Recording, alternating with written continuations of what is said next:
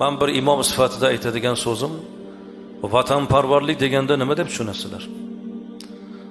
Vatan bu go'yoki onaga o'xshagan tushuncha azizlar. Shuning uchun biz ona vatan deymiz. Vatan haqida gapirsak, ko'tarinki gaplarni gapirsak, ba'zi birlar sal noto'g'ri tushunadi. Eng yaxshi gapimizni vatan sha'ni haqida gapirishimiz kerak.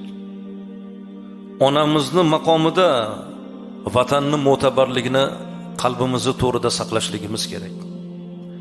Ona qanchalar mo'tabar?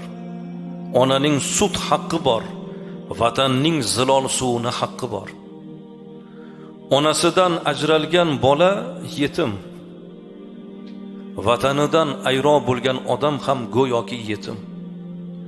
Ilgari jazo turlari bo'lgan. O'sha jazo turlaridan bittasi vatanidan surgun qilish jazosi bo'lgan. Ota-bobolarimiz surgun qilingan-ku, Magadanlarga, hozirgi Ukrainaning Xerson viloyatlariga quloq qilingan.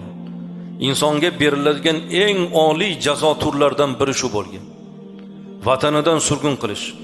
Vatandan ayrilgan odam onasidan ayrilgan odamga o'xshar ekan. Vatanidan ayrilgan odamni yonini kim oladi? Uni himoyasini kim qiladi?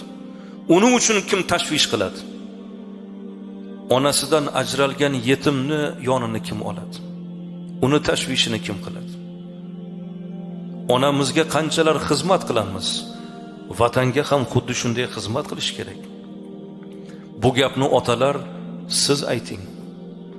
Bolam, mana shu yurtingni, xalqingni, elingni yaxshi ko'r. Sen nafaqat meni bolamsan, shu elning, xalqning, shu vatanning farzandisan degan gapni siz ayting otalar. Farzandlarimiz millat farzandi bo'lsin. Imom Buxoriy bilan faqat u zotni avlodlari faxrlanmaydi-ku.